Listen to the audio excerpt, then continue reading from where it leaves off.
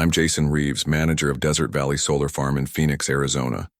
When snow fell in the desert, I knew our world was ending. For 78 days, I've survived the Ice Age apocalypse by turning a maintenance facility into a shelter for 11 desperate survivors. Now we're running out of food. The temperature has dropped to 40 below and armed groups are hunting us for our resources. This is how we fought to stay alive when the world froze over. Before we start the video, let us know what country you are tuning in from in the comment section below. Perhaps we will make a story there. Let's begin. I never thought my boring job managing solar panels would be the reason I'm still alive today. For 8 years, I oversaw operations at Desert Valley, solar farm just outside Phoenix. We generated power for thousands of homes across Arizona, and my biggest concerns were dust accumulation on panels and quarterly performance reports. That life feels like it belonged to someone else now. The first signs came about 3 months. Ego News reports mentioned unprecedented volcanic activity across the Pacific Ring of Fire. Not 1 or 2 eruptions, but 17 major volcanoes blowing within the same week. The footage was spectacular on TV, but it was happening on the other side of the world. Scientists appeared on news programs talking about atmospheric ash content and potential climate impacts, but living in a place where summer temperatures regularly hit 115 degrees, a little global cooling didn't sound so terrible. When the meteorologists started reporting temperature drops across the northern hemisphere, people joked about finally getting a break from the Arizona heat. The joke stopped when our September temperatures fell 30 degrees below normal in the span of a week. The government called it a temporary atmospheric anomaly. Then they upgraded it to a severe weather event.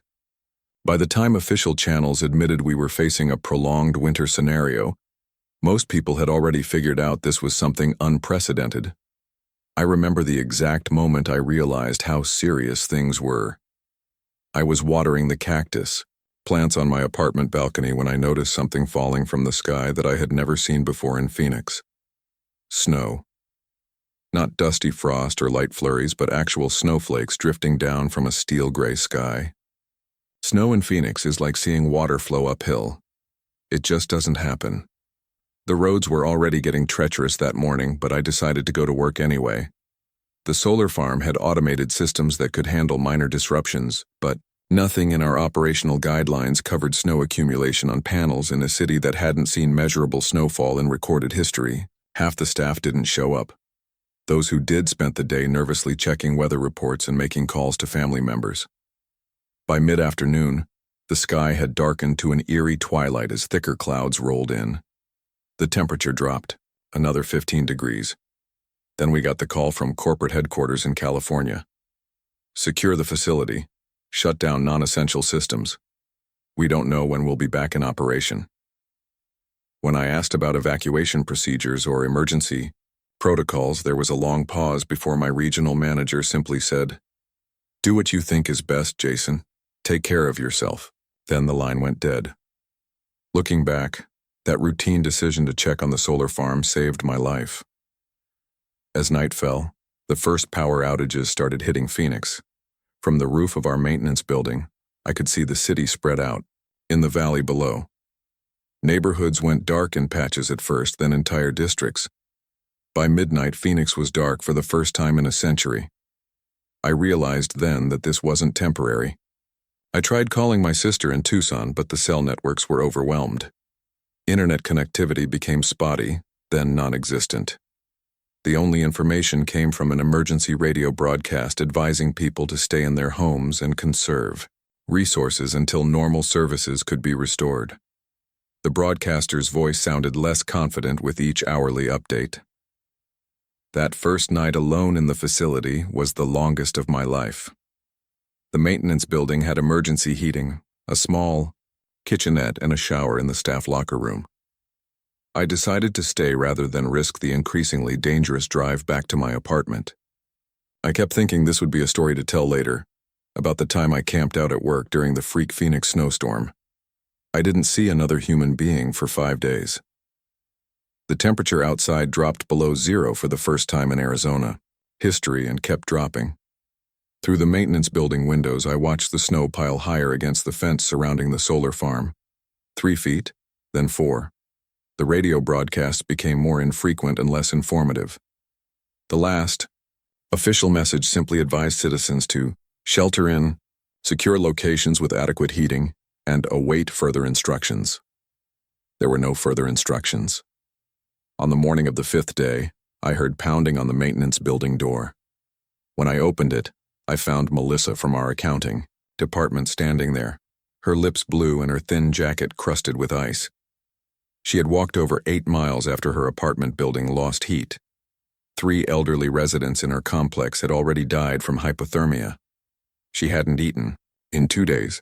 After getting her warm and giving her some of my food supplies, Melissa told me about conditions in the city. The power grid had completely failed. Water pipes were freezing and bursting.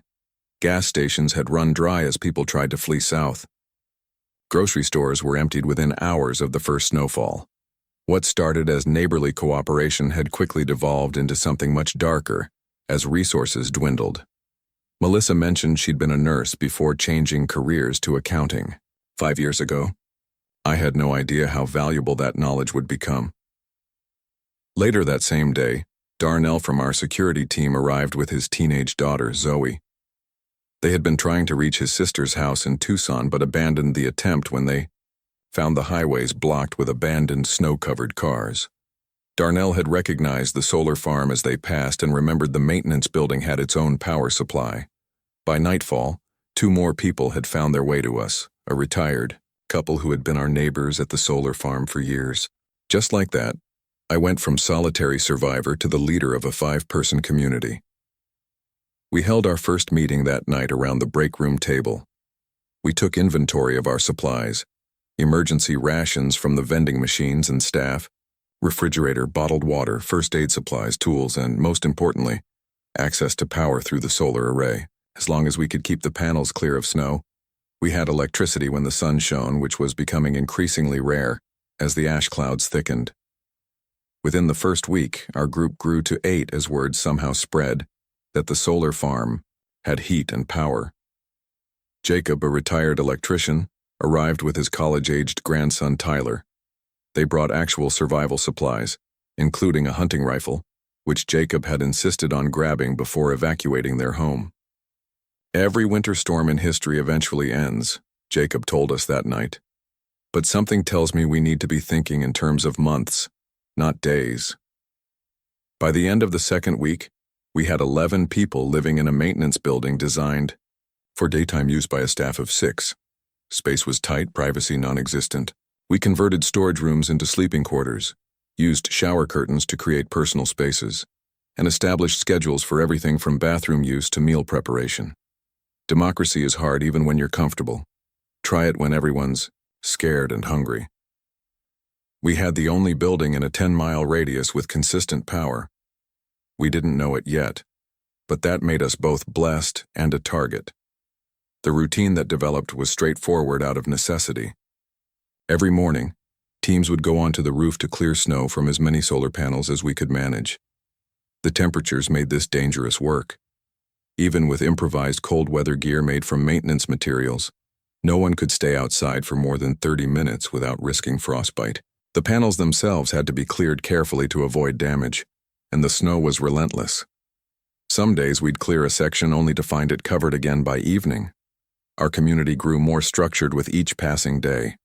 We held daily meetings, where decisions were made by consensus when possible, by majority vote when necessary. We established rules about resource consumption, personal space, and security protocols. Everyone had responsibilities based on their skills. Melissa became our medical officer, Darnell handled security, Jacob managed our electrical systems, and I coordinated overall operations. Even Zoe, only 16, took charge of our increasingly critical water management as city pressure dwindled. On day 17, we received our last television broadcast before the local stations went off air permanently. The meteorologist, looking exhausted and reading by lamplight, explained that atmospheric scientists now believed we were experiencing the onset of a rapid glaciation event. The ash from the volcanic eruptions had created a reflective layer in the upper atmosphere, preventing solar radiation from warming the Earth's surface. Combined with other climate factors, This had triggered cooling feedback loops that were accelerating beyond all previous models. His final words before the signal cut out, "This isn't going to end soon. May God help us all." The radio lasted a bit longer, transitioning to emergency broadcast only. We learned that the northern third of Basque, the country was already experiencing temperatures cold enough to freeze gasoline in vehicle tanks. The Canadian border had effectively disappeared under massive snowdrifts, with refugees moving south by any means possible. Military resources were overwhelmed trying to establish heating shelters in major population centers. FEMA supplies were exhausted within the first 2 weeks. On day 30, we received what would be the final broadcast from any official source. A tired-sounding military officer announced that emergency operations were being consolidated to focus on the southern states only. His exact words burned into my memory.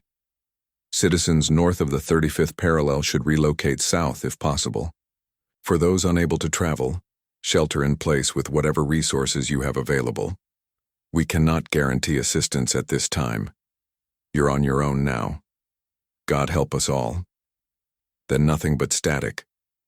That night, we had our most serious community meeting. It was clear that no help was coming.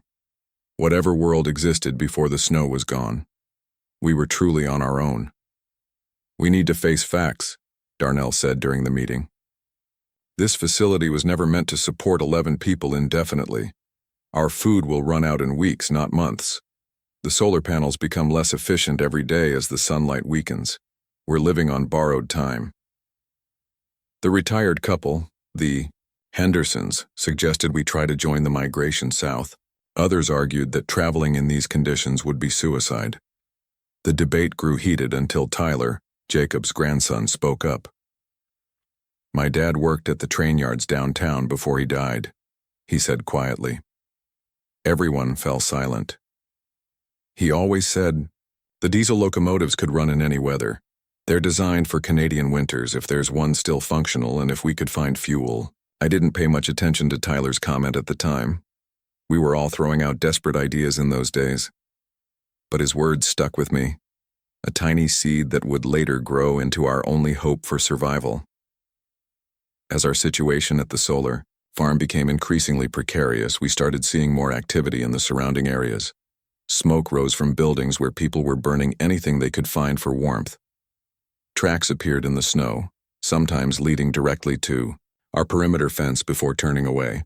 One night, Darnell spotted flashlight beams moving methodically through a nearby industrial park. "They're searching for supplies," he reported, "systematically going building by building. It's only a matter of time before they reach us." We decided to establish 24-hour security watches. Everyone took shifts, even the Williams twins, who kept watch during daylight hours when the risks seemed lowest. We had created something valuable, a warm place with power. Now we had to defend it. And the threats weren't just from the cold anymore. By day 31, our community at the solar farm had settled into routines, but the challenges were growing. As I mentioned, we had 11 people sharing a space designed for daytime use by 6 employees. The maintenance building had become our world, a world that was shrinking as the outside temperatures continued to plummet. Let me properly introduce the people who formed our survival group. You already know about Melissa from accounting, who had previous nursing experience, and Darnell from security, with his teenage daughter Zoe. Jacob was a retired electrician in his 70s who arrived with his grandson Tyler, an engineering student from Arizona State. The Williams family joined us on day 10, Mark and Sarah, with their 8-year-old twins, Emma and Ethan. Rounding out our group were Carlos, who had managed 3 restaurants in downtown Phoenix, and his partner David, who taught high school physics before the world changed. Each person brought different skills to our community. Melissa's medical knowledge became invaluable as the constant cold started affecting our health. Darnell organized our security and rationing systems with military precision. Jacob's electrical expertise kept our systems functioning, while Tyler's young strength was crucial for the physically demanding task of clearing snow from solar panels. Carlos transformed our limited food supplies into meals that maintained both nutrition and morale. David worked with the Williams twins on a makeshift educational program that kept them occupied and gave their parents time to help with community tasks.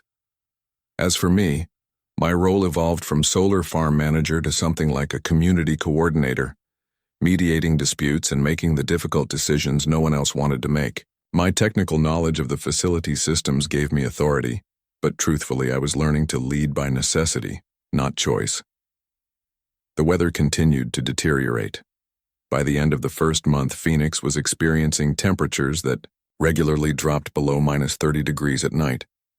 The snow had stopped temporarily, but only because it had become too cold to snow. Instead, we had ice crystals that formed in the air, creating an eerie suspended shimmer when the weak sunlight occasionally broke through. Our building was designed to house machines, not people. No matter how we sealed the windows, cold found ways in. We concentrated our living space in the innermost rooms, using the outer areas as buffers. Even so, we could see our breath indoors some mornings.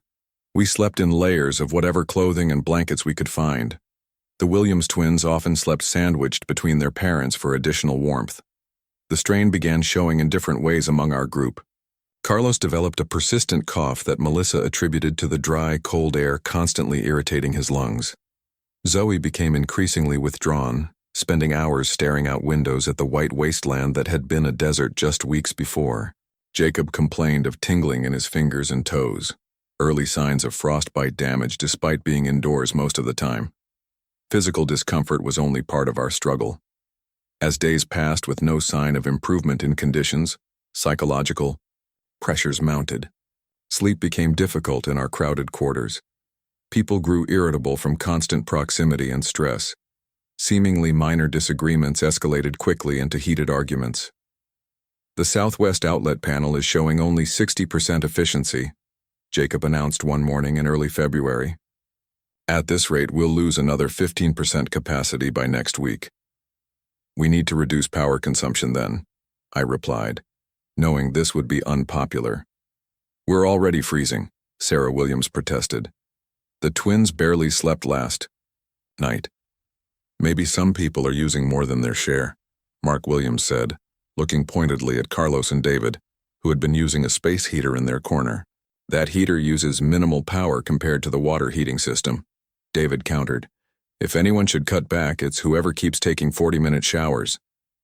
These tensions played out daily as we navigated life in our increasingly fragile sanctuary. We were strangers forced together by disaster. Now we were family, with all the love and all the dysfunction that implies. Food became our most pressing concern. Our initial supplies, mostly vending machine snacks and break room provisions, were depleted by week 3. We had started carefully rationing the emergency supplies Jacob and Tyler had brought, along with what others had contributed. Carlos stretched everything as far as possible, but basic mathematics was working against us. 11 people consume food rapidly, no matter how carefully portions are controlled. We created a meticulous inventory system, calculating exactly how long our supplies would last. The projections were grim. Even with severe rationing, we would exhaust our food within 5 weeks. Every meal became a careful negotiation between immediate need and long-term survival. Water presented another critical challenge. The city's water pressure had been decreasing steadily as infrastructure failed and pipes froze. We collected snow and melted it using our precious electricity, setting up catchment systems on the roof. The process was labor-intensive and yielded less water than we needed. Personal hygiene became a luxury. We limited ourselves to one very brief shower per week, with sponge baths in between. Our medical supplies were equally concerning. Melissa had inventoried every bandage, antiseptic, wipe, and medication in our first aid kits. The common cold medicines and pain relievers would last a while with careful use, but we had nothing for serious illness or injury. When Carlos's cough worsened, we had only cough drops and hot tea as treatment options. The true extent of our situation became clearer on day 34, when we spotted a lone figure trudging through the snow toward our facility. Through binoculars, we could see it was a middle-aged man wearing what appeared to be several layers of office clothing, clearly inappropriate for the conditions. He moved slowly, exhausted. This sparked our first major ethical debate. Darnell immediately advocated for sending him away. "We can't support another mouth to feed," he argued. "Our own survival is already uncertain." Others, including Melissa and the Williamses, pushed for offering help.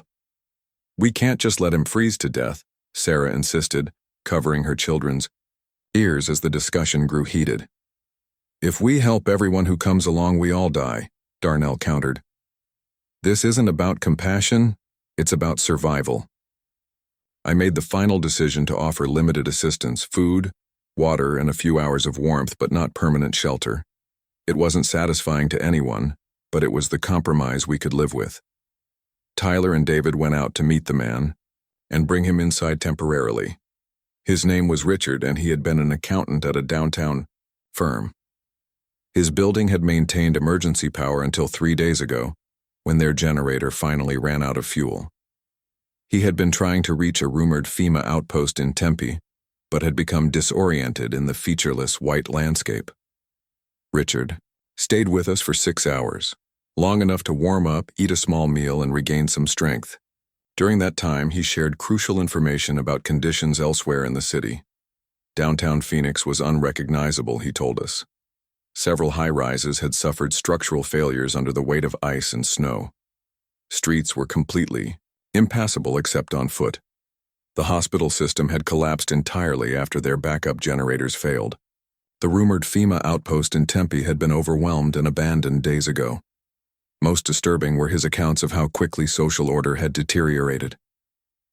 "People are forming gangs," he told us quietly, with nervous glances at the Williams, twins playing in the corner. "They target anyone who appears to have supplies. There's no police, no emergency services. It's everyone for themselves out there." When Richard left, continuing his journey south with our directions and a small package of food, I think we all knew we had been given a glimpse of our future if we remained at the solar farm much longer. Our relative security was temporary at best. Our biggest advantage, the solar panels, became less reliable each day as the snow fell faster than we could clear it and the sun grew weaker. The days were getting shorter, not longer as they should have been in February. The ash cloud was thickening, filtering out more sunlight with each passing day. Jacob and I spent hours reviewing the power generation data, calculating how much longer we could maintain even minimal heating in the building. 6 weeks, maybe 8 if we're lucky, Jacob concluded, his weathered face grim in the dim light of our makeshift office. After that, this place becomes just another cold tomb. Tyler, who had been listening quietly, spoke up again about the train yards. "My dad worked as a mechanic there for 20 years, he said. The diesel locomotives are built to operate in temperatures far below what we're experiencing. If we could find one that's functional, if there's fuel." This time, I paid attention. "How far are the train yards from here?" 4 miles as the crow flies, Tyler replied. "But with these conditions, it might as well be 40. 4 miles through a frozen wasteland, with temperatures that could kill exposed skin in minutes. It seemed impossible. And yet, with our supplies dwindling and power generation decreasing, we needed options. I asked Tyler to tell me everything he knew about the train yards, the locomotives, and how they might be operated. That night, I couldn't sleep. I kept thinking about Tyler's train yard idea. It was a desperate plan, but what alternatives did we have? Stay and slowly starve as our power failed? Attempt to walk south with minimal supplies and 11 people, including children and an elderly man? Neither option offered much hope. By morning, I had reached a decision. We needed to investigate the train yard possibility. I called a community meeting to discuss forming a small scouting team to assess whether Tyler's idea had any merit. The response was mixed. Jacob immediately volunteered to go, insisting his knowledge of mechanical systems would be necessary. Darnell agreed the plan had merit, but argued that any expedition needed security. The others expressed concerns about dividing our already limited resources and the dangers of the journey itself. "What if you don't come back?" Sarah Williams asked, voicing everyone's fear. "What happens to those of us left behind?" It was a valid question without a good answer. If the scouting team didn't return, those remaining at the solar farm would be in the same situation they already faced, just with fewer people and supplies. It was a risk we had to take. Our planning session was interrupted by Zoe's shout from her security post at the window. "There's someone coming! Multiple people!" Darnell grabbed the binoculars and peered into the white expanse. 4 individuals, moving with purpose. They're heading straight for us. We had established protocols for this scenario. Everyone moved to assigned positions. Jacob retrieved his hunting rifle while Darnell distributed the makeshift weapons we had created from tools and equipment. I went to the roof observation point with Darnell to assess the situation. Through the binoculars, I could see the group more clearly. Unlike Richard's desperate approach days earlier, these individuals moved with coordination and carried what appeared to be actual weapons. They stopped periodically, surveying our facility with what might have been their own binoculars. "They're sizing us up," Darnell said grimly. "This isn't a request for help, this is reconnaissance."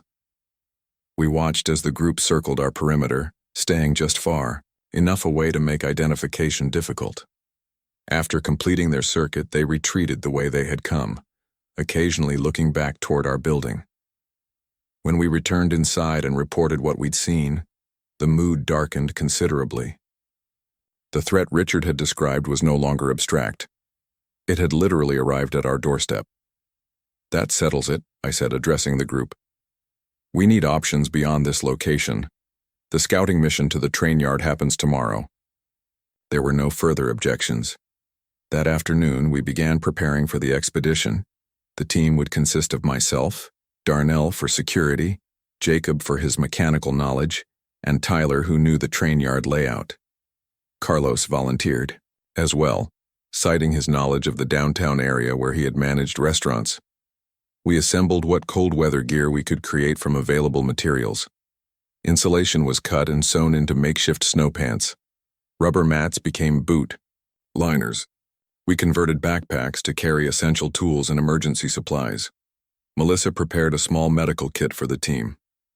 That evening, as final preparations were underway, we spotted smoke rising from several buildings within view of our facility.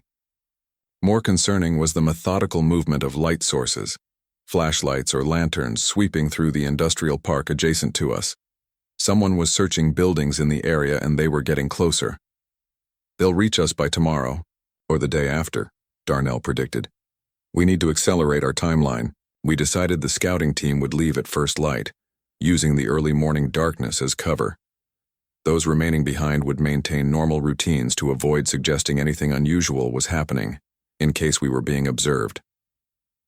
I spent that night reviewing maps of the area with Tyler, plotting the most direct route to the train yards. I tried to memorize the path, knowing that landmarks would be obscured by snow and visibility could change rapidly with weather conditions.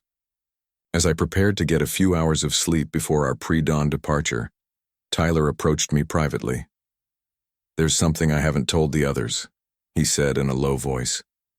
"My dad mentioned a particular engine they kept in the maintenance shed number 4211. It was specially outfitted for operations in extreme northern conditions.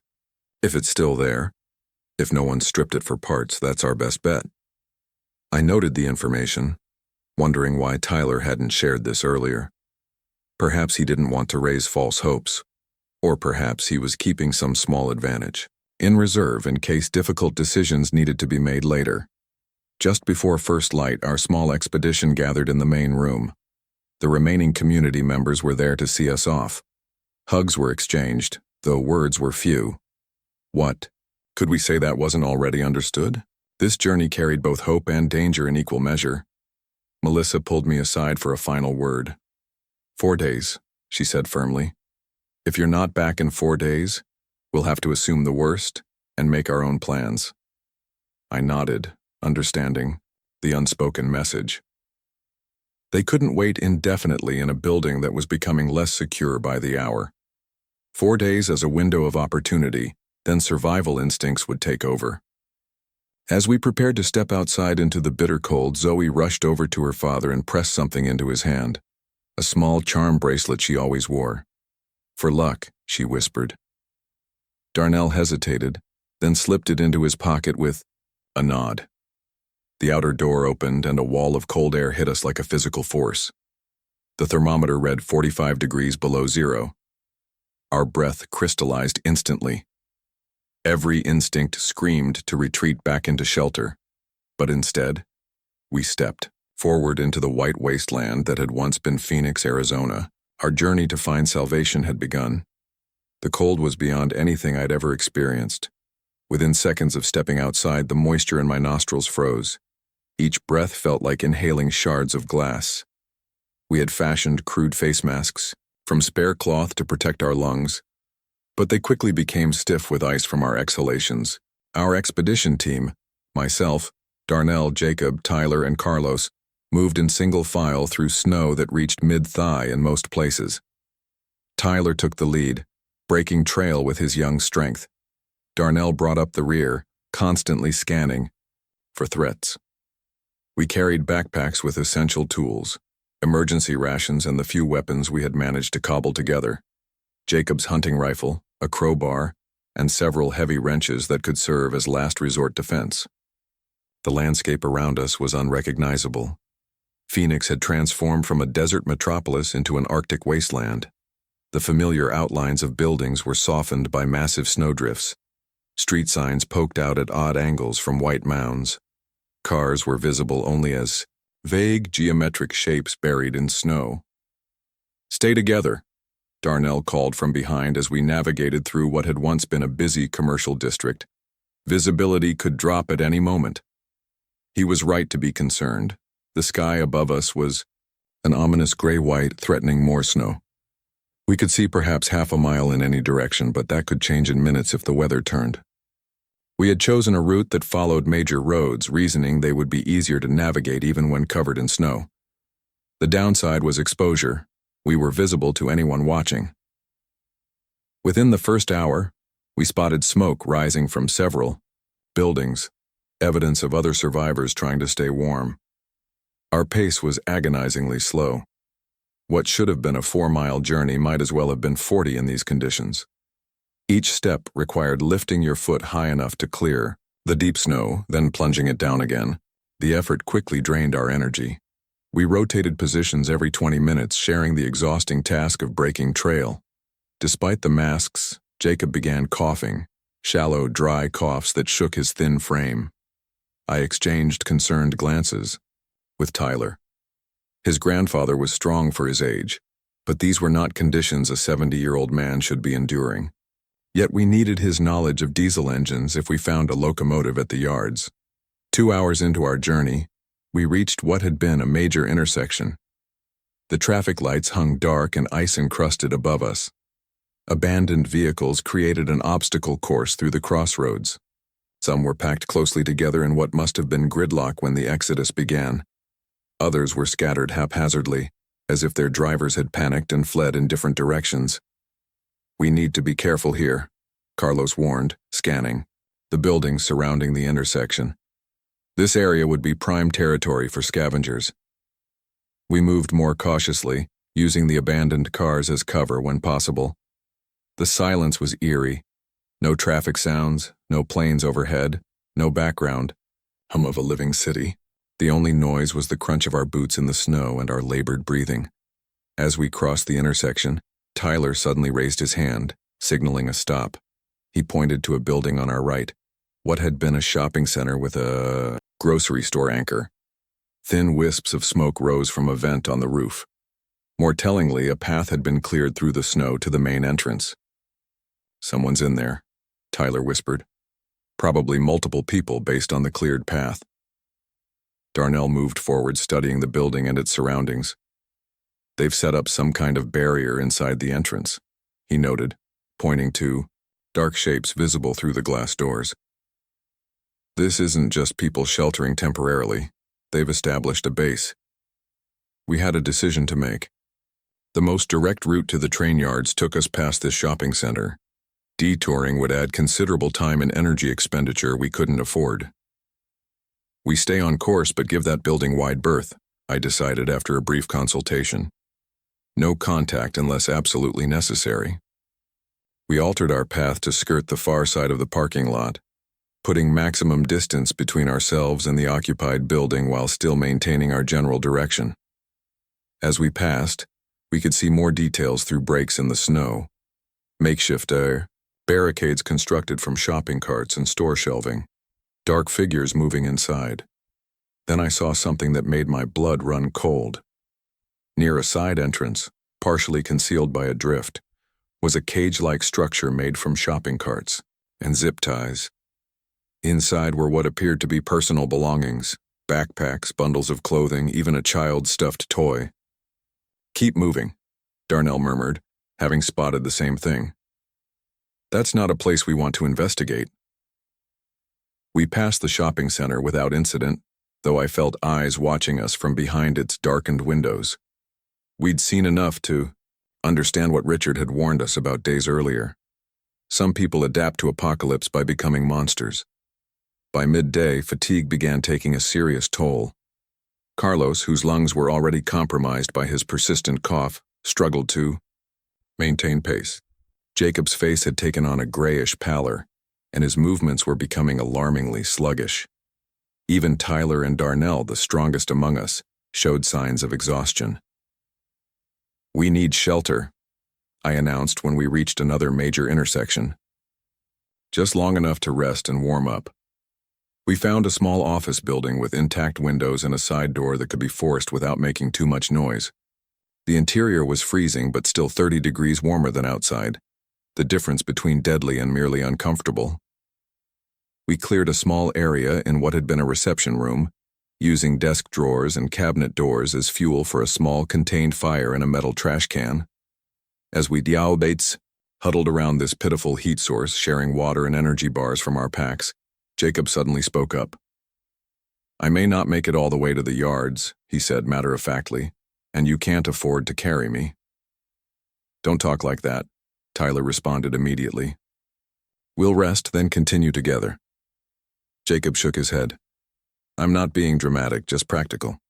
If I slow you down to the point of endangering the mission, you leave me with a supply of food and continue. Clear?" None of us responded. The unspoken reality of our situation hung in the air between us.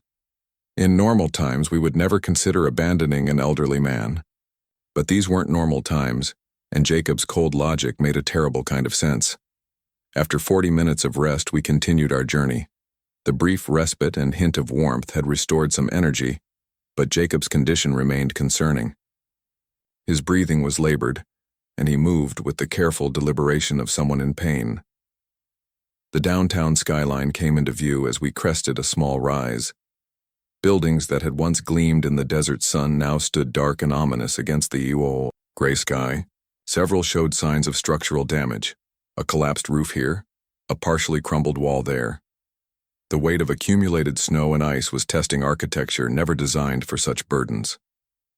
"2 more miles," Tyler encouraged, pointing toward the southeastern edge of downtown where the railway infrastructure was located. "We can make it before dark if we maintain pace." That estimate proved optimistic. The conditions worsened as we entered the downtown area proper. Wind channeled between buildings created deep drifts in some areas and scoured others to bare pavement. The temperature seemed to drop further in these artificial canyons of glass and steel, the surfaces radiating cold rather than the heat they once had. We were forced to detour several times around impassable areas, a collapsed pedestrian bridge, a section of street where a water main had burst and created a frozen pond, a block where the buildings on both sides showed signs of imminent structural failure. The detours took us through areas I barely recognized. I had worked in downtown Phoenix for years before transferring to the solar farm, but the frozen wasteland around us bore little resemblance to the vibrant city I remembered.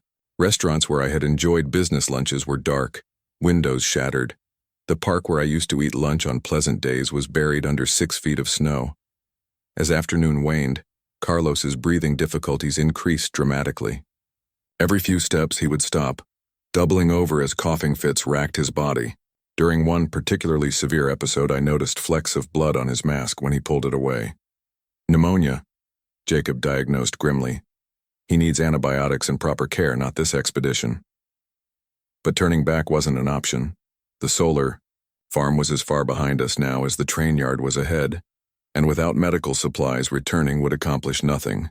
We redistributed Carlos's pack contents among ourselves to lighten his load and continued, our pace slowing further. The sun, what little of it penetrated the perpetual cloud cover, was setting when we finally caught sight of our destination. The train yard spread out below us, a complex maze of tracks, service buildings, and rolling stock partially obscured by snow. In better times, this had been a bustling hub of activity, with freight trains connecting Phoenix to the rest of the country. Now it stood silent and apparently abandoned. "We need shelter for the night," Darnell said, surveying the darkening landscape. "Continuing in darkness would be suicide." We found an office building on the edge of the rail complex that offered reasonable security, a 2-story structure, with intact windows and heavy doors that could be barricaded. Like our midday rest stop, it was freezing inside but still warmer than the outdoors. We claimed a conference room with no exterior windows, again creating a small, contained fire, for minimal heat. That night was one of the longest of my life. Carlos's condition deteriorated rapidly, his breathing becoming a wet, rattling sound that filled our shelter. Jacob wasn't much better, though his issues seemed to be exhaustion and exposure rather than infection. Tyler stayed close to his grandfather, sharing body heat and quiet conversations I couldn't hear. Darnell and I took turns keeping watch, not so much for external threats as to monitor our team members' conditions. During one shift change, Darnell confided his concerns.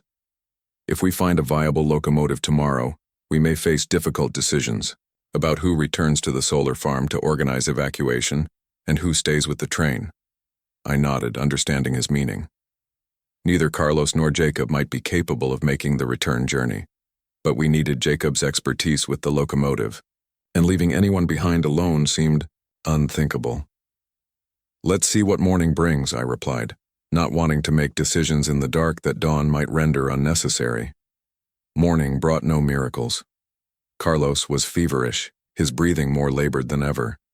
Jacob could barely stand without assistance.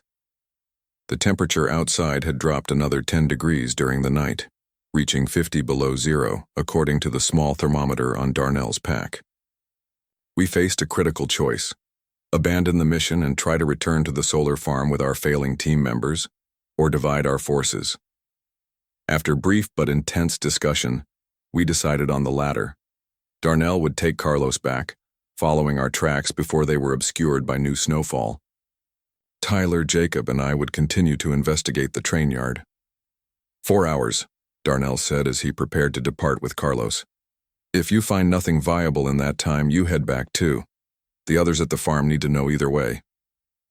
Agreed, though privately I wondered if Jacob would survive even that short extension of our mission. His color was worse this morning and he seemed disoriented at times. We parted ways outside our overnight shelter, Darnell supporting Carlos as they began the long trek back. Tyler and I helped Jacob navigate toward the main section of the train yards, his technical knowledge our only advantage in the search ahead.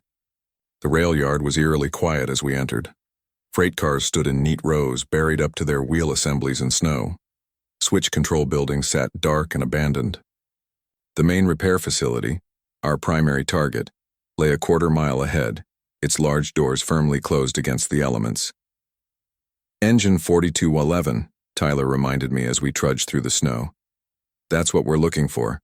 My dad said it was special, built for the Canadian routes where temperatures regularly hit -60. As we approached the maintenance facility, signs of previous human activity became apparent. Footprints, partially filled with fresh snow but still visible, crisscrossed the area. Several side doors to the main building showed signs of forced entry. Most concerning was evidence of things being dragged out, wide furrows in the snow leading from the building to tire tracks that eventually disappeared toward the city. "Scavengers," Jacob muttered, his voice weak but his mind still sharp. "Stripping anything valuable." The main entrance was secured with a heavy chain and padlock, but a side personnel door had been broken open. We entered cautiously, Tyler leading, with a flashlight, Jacob between us and me bringing up the rear with one of our makeshift weapons ready. The interior of the maintenance facility was cavernous, a huge open space with multiple sets of tracks running through it. Locomotives in various states of repair stood silently in the gloom. Work platforms, tool stations, and diagnostic equipment lined the walls. It would have been impressive if not for the signs of frantic looting everywhere. Tools were scattered across floors. Storage cabinets stood open and emptied. What appeared to be random parts had been removed from some engines, leaving them gutted like carcasses. They didn't know what they were doing, Jacob observed, studying the damage. Taking parts haphazardly, probably for the metal value rather than understanding their function. We moved deeper into the facility, checking each locomotive for identification numbers. Most were conventional freight engines designed for efficiency rather than extreme weather operation. None matched the 4211 designation Tyler had mentioned. "There's another section," Jacob said, pointing toward a heavy sliding door at the far end of the main space. "Specialized maintenance area for custom equipment." The door was partially open, just enough for us to slip through single file. Beyond was a smaller shop area with more sophisticated equipment and only 2 locomotives. Even in the dim light, filtering through frosted skylights, I could make out the numbers on the first engine. 3898. Not what we were seeking. Tyler's flashlight beam found the number plate on the second locomotive, 42111. "That's it," he said, voice tight with restrained excitement. "That's the one my dad talked about." We approached the engine with a mixture of hope and trepidation. Unlike many others in the facility, this locomotive appeared largely intact. Its access panels were closed, its exterior free of the random damage visible on other equipment. Either the scavengers hadn't reached this area yet, or they had recognized this engine's value and left it deliberately. Jacob slowly circled the massive machine, studying its components with the practiced eye of someone who understood complex mechanical systems. "Canadian Pacific Special," he murmured. "Arctic-rated insulation, redundant heating systems for critical components, enhanced cold weather starting capability." He ran his hand along the side of the engine almost reverently. This could work. This could actually work. For the first time since snow had fallen in Phoenix, I allowed myself to feel genuine hope. If Jacob said it could work, I believed him. The man had spent 50 years working with electrical and mechanical systems. He knew what he was talking about. That hope was tempered by our next discovery. While the locomotive itself appeared sound, the maintenance area had not escaped the looters entirely. The specialized tool cabinets had been forced open. Critical. Diagnostic equipment was missing, and most concerning, the fuel storage area showed signs of hasty, destructive pumping. "They've taken some of the diesel," Jacob confirmed after checking the locomotive's tanks. "Not all, but significant amounts, enough to complicate our plans." Tyler, who had been examining the engine's cab, called down to us. "The starting batteries are missing too. They've been removed completely. 1 step forward, 2 steps back." We had found our Arctic-rated locomotive, but crucial components for its operation were damaged or missing. I fought back a wave of despair. We had come so far, risked so much, to fail now seemed unbearable. "We can fix this," Jacob said firmly, apparently reading my expression. "Batteries can be replaced from other locomotives. Fuel can be consolidated from multiple sources. It's not ideal, but it's doable." His confidence steadied me. "What do we need to do first?" "Complete assessment," he replied. "Check every system, make a detailed inventory of what works and what doesn't. Then we can prioritize repairs and replacements." We spent the next 2 hours conducting a thorough examination of engine 4211. Jacob, despite his weakened condition, directed our efforts with precision, explaining each component's function and importance as we went.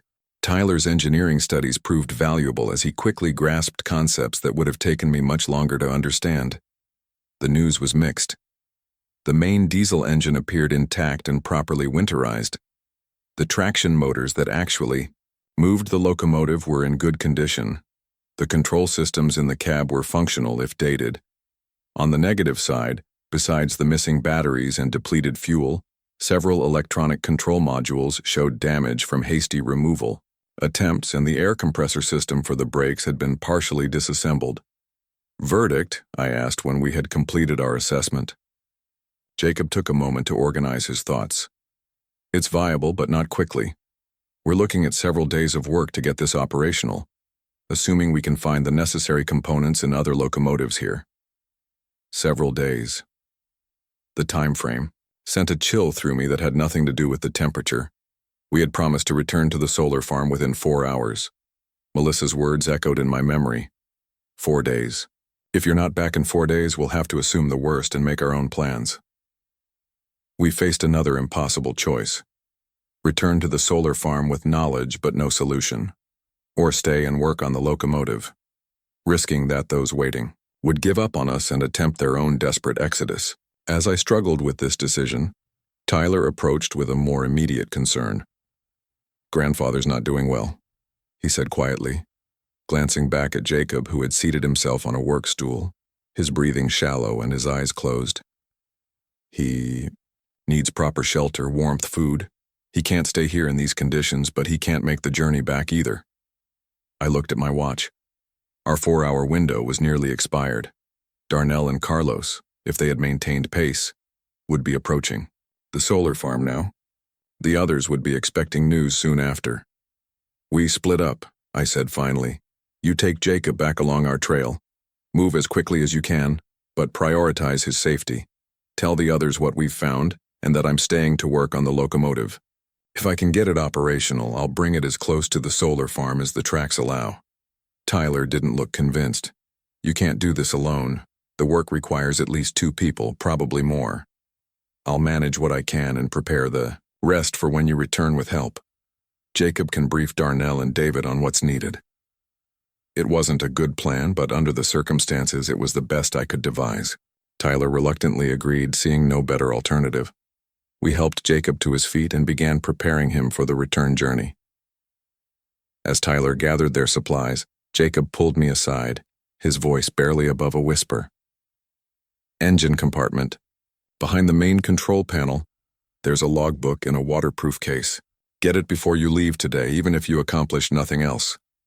I nodded, filing away this strange instruction for later. Jacob had earned my trust. If he thought the logbook was important, I wouldn't question why. Within 30 minutes, Tyler and Jacob were ready to depart. I walked them to the maintenance facility exit, watching as they began their slow journey across the snow-covered rail yard. I felt a profound sense of isolation as their figures grew smaller in the distance.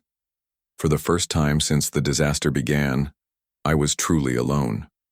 Returning to engine 42111, I pulled out the small emergency radio we had brought, hoping against hope to make contact with the solar farm. Nothing but static replied to my calls. The batteries were failing in the extreme cold, and even if they hadn't been, the range was likely insufficient for the distance. I set to work on the tasks Jacob had outlined as highest priority, trying not to think about the others making their way through the frozen wasteland, or about what I would do when darkness fell and I was alone in this massive, silent building. The sound of my tools against metal echoed hollowly in the empty space, a lonely counterpoint to the occasional groaning of the structure as it contracted in the deepening cold. Before light failed completely, I remembered Jacob's instruction about the logbook. I climbed into the engine compartment, locating the main control panel and reaching behind it as directed. My fingers found a small waterproof case secured with wire ties to the frame. I worked it free and opened it, expecting maintenance records or technical specifications. Instead, I found a journal with handwritten entries, the most recent dated just weeks before the disaster began. The name inside the cover, Michael Hansen, Tyler's father. The man who had apparently worked on this very locomotive before his death. The first page contained a single sentence that made my blood run cold. "If you're reading this, the Project Snowfall contingency has been activated, and what's happening isn't natural at all." I stared at the journal entry for several long minutes, trying to process what I was reading. Project Snowfall? A contingency that had been activated? The implication that this climate disaster wasn't a natural event, but something planned or at least anticipated? It seemed impossible, yet there it was in black and white. The fading light reminded me of more immediate concerns. Night was falling, and I needed to secure shelter within the maintenance facility. I tucked the journal into my inner pocket, determined to read more when I had established a safe position for the night. The maintenance facility was vast and largely exposed, with multiple points of entry that I couldn't possibly monitor alone. I needed a defensible space for sleeping. After some exploration, I found a small office on an elevated platform overlooking the main floor. It had only one door, solid walls, and a window that provided a view of the main entrance. More importantly, it contained a small electric space heater that I might be able to power using the emergency battery pack we had brought for tools. I barricaded the door with a heavy desk, leaving just enough space to squeeze through if quick exit became necessary. The window I left partially obscured but not blocked, allowing me to monitor the facility floor below. I connected the space heater to our battery pack, setting it on its lowest setting to conserve power. The heat output was minimal, but in the enclosed space of the small office it raised the temperature from unbearable to merely uncomfortable. Only then did I allow myself to examine Tyler's father's journal more carefully. The entries dated back nearly 2 years, beginning with routine maintenance notes on engine 4211. Gradually, they evolved into something more concerning. Met with government representatives again today. One entry from 8 months ago read, "They're expanding Project Snowfall preparedness in the Southwest region. 4 more locomotives being retrofitted for Arctic conditions. Still won't tell us what contingency they're preparing for, but funding has tripled." Another entry, dated 6 months ago. Overheard conversation between project managers. Something about atmospheric modification and volcanic thermal counterbalance.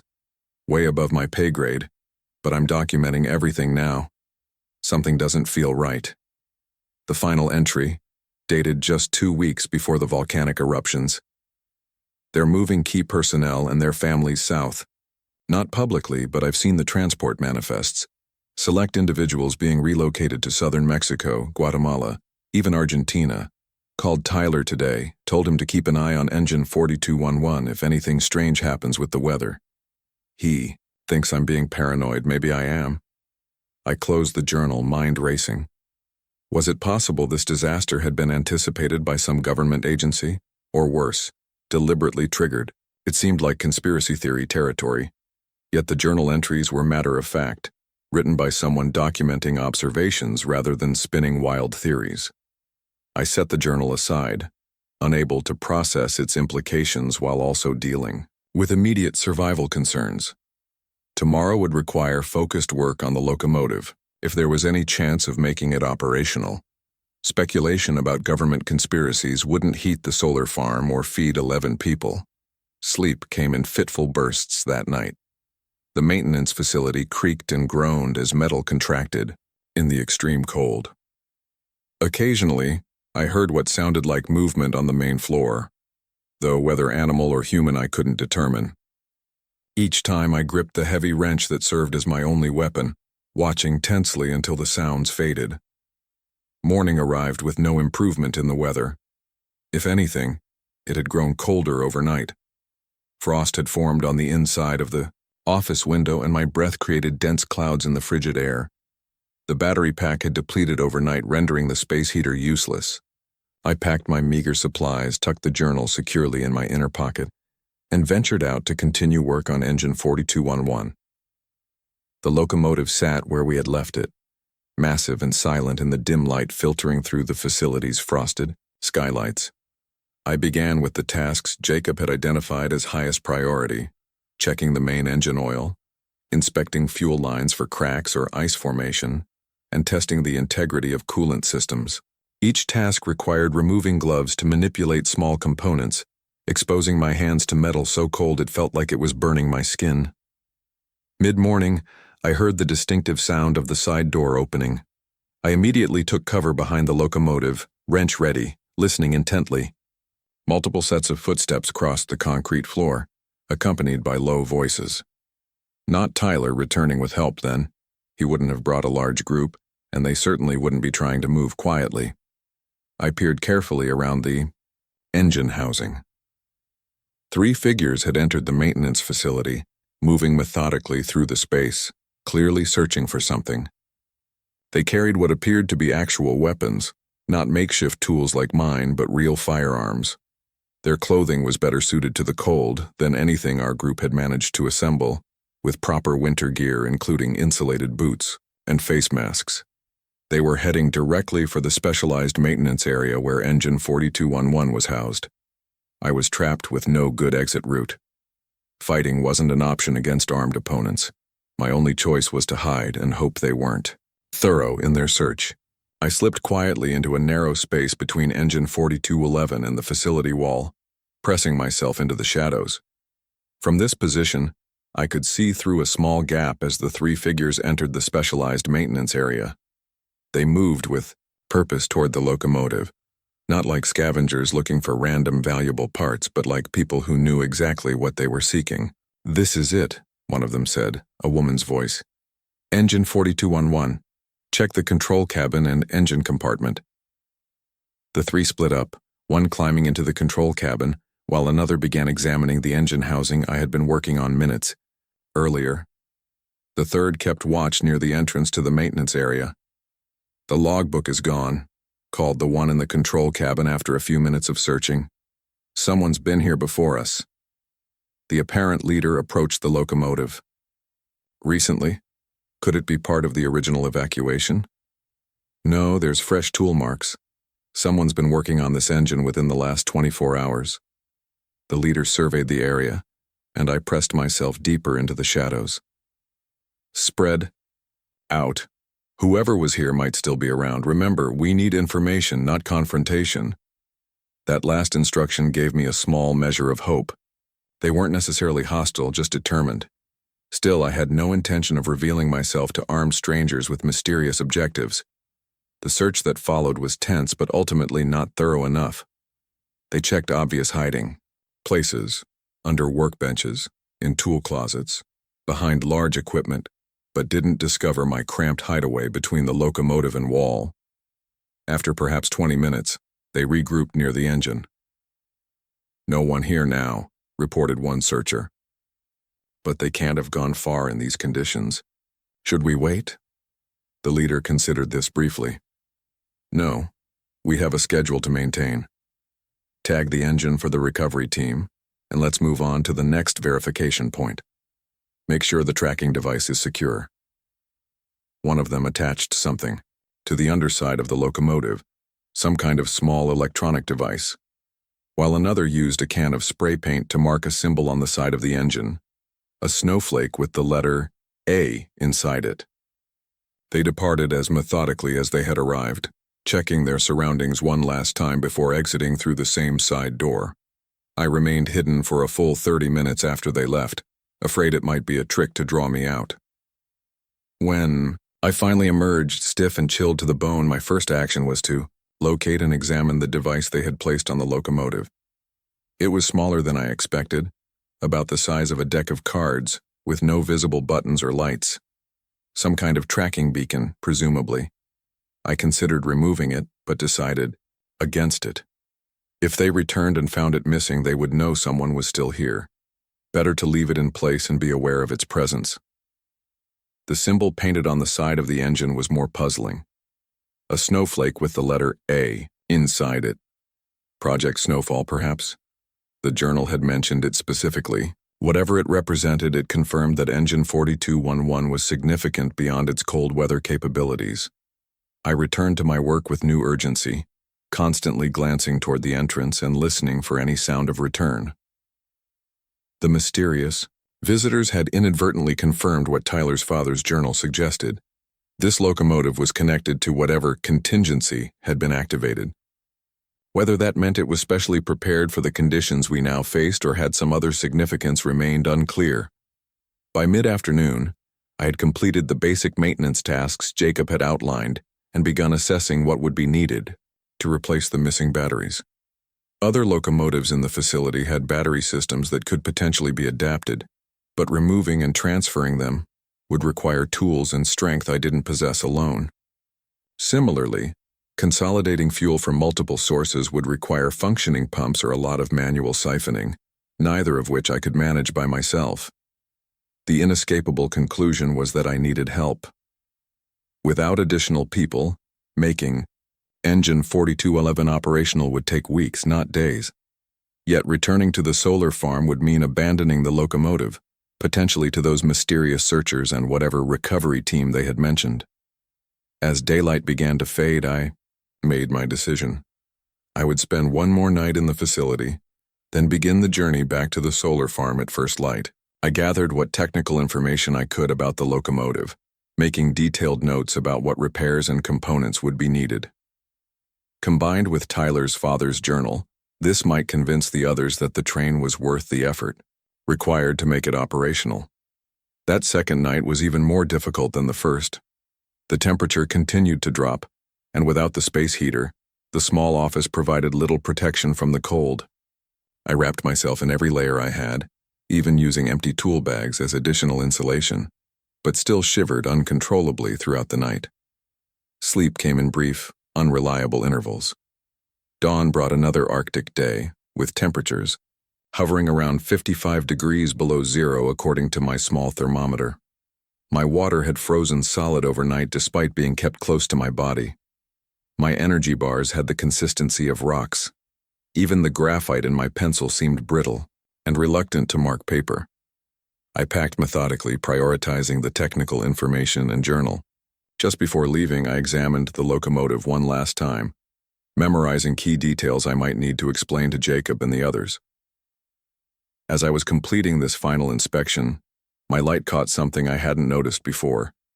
A small compartment, behind the secondary control panel, secured with a simple mechanical latch rather than a lock. Inside was a sealed metal container about the size of a shoebox. It was unusual enough to merit investigation, especially given the special interest shown in this locomotive. I worked the container free from its mounting and forced the seal open. The contents were unexpected. A satellite phone different from commercial models I had seen, with a keypad of unfamiliar design. Alongside it was a laminated card with a single phone number and a 6-digit code. At the bottom of the container was a solar charging panel that folded out to about the size of a laptop screen, a secure communication device hidden in a locomotive that multiple parties seemed intensely interested in. This was no random find. Carefully, I packed the satellite phone and its accessories into my bag. Whether it still functioned after weeks in the freezing cold was questionable, but it represented another potential resource, and perhaps a way to understand what was really happening. Leaving the maintenance facility felt like abandoning a critical mission, but I reminded myself that returning alone and empty-handed would help no one. I needed to bring others back with me: people, tools, supplies. Only then could we determine whether Engine 4211 represented genuine hope or just another dead end. The journey back was significantly easier than the outbound trip in one respect. I could follow our original tracks, still visible despite partial filling from wind-blown snow. But the physical demands were greater. I was exhausted from 2 nights of minimal sleep, inadequate food, and the constant stress of extreme cold. Every step required conscious effort, my muscles protesting the continued abuse. I maintained a steady pace, focusing on placing one foot in front of the other, rather than the daunting distance ahead. The urban landscape remained eerily quiet and still. Even the signs of other survivors we had noticed on the outbound journey, smoke from buildings, cleared paths, seemed diminished, as if the cold had finally driven everyone into deeper shelter, or more hospitable areas. About halfway back to the solar farm, I spotted movement ahead, 2 figures following the same track I was using but coming toward me. I ducked behind an abandoned delivery truck, watching cautiously as they approached.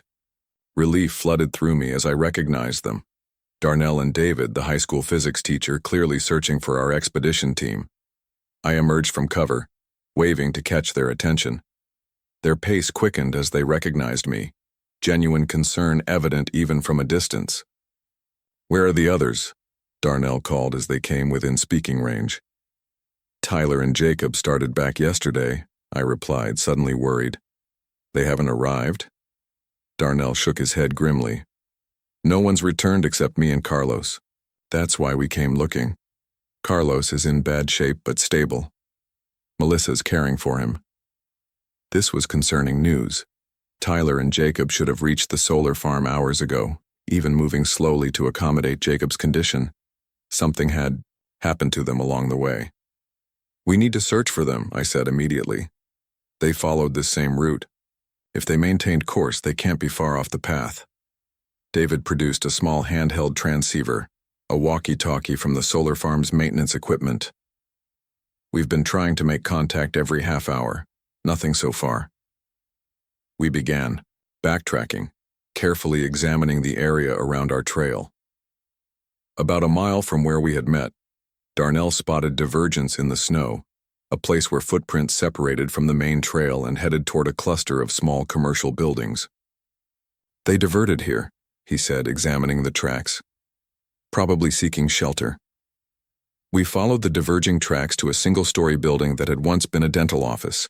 The door was ajar, snow dusting the threshold where it had been recently opened.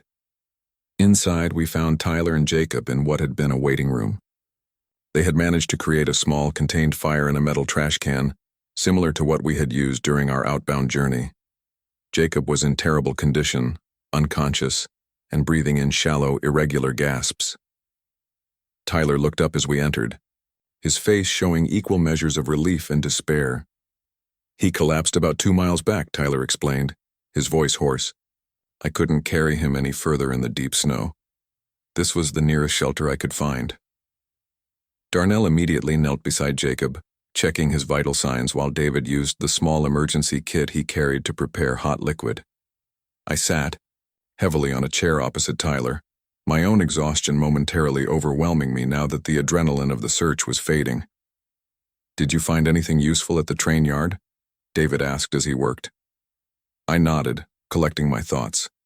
Engine 4211 exists and appears operational with repairs. Jacob confirmed it's specially designed for extreme cold conditions. I hesitated, unsure how much to share about the journal and mysterious visitors. There's more, but it's complicated. The important thing is that the locomotive represents a viable option if we can make it operational. What would that take? Darnell asked, looking up from Jacob.